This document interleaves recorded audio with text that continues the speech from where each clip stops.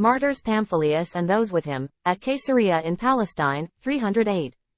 These 12 holy martyrs suffered in the reign of Diocletian. The first of these, Pamphilus, was priest in the church at Caesarea in Palestine.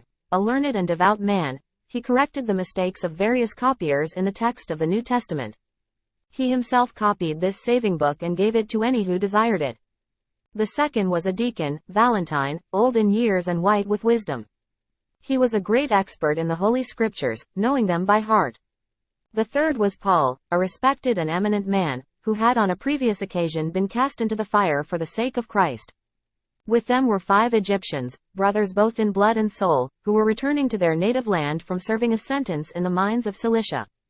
As they reached the gate of the town of Caesarea, they said that they were Christians, and were therefore brought to trial.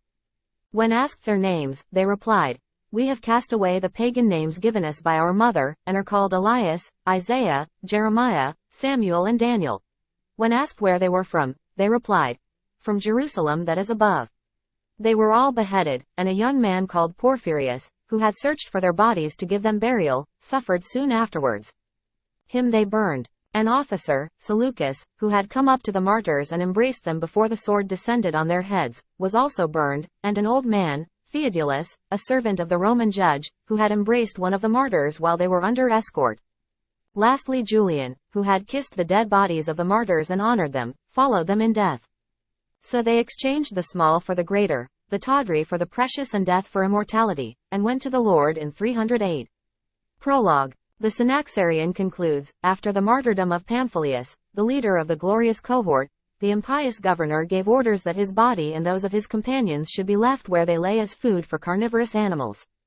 However, by God's providence, no animal came near their holy relics, which the Christians were able to lay to rest with due honor. The account of these martyrs was written by Eusebius of Caesarea, Pamphilus's disciple.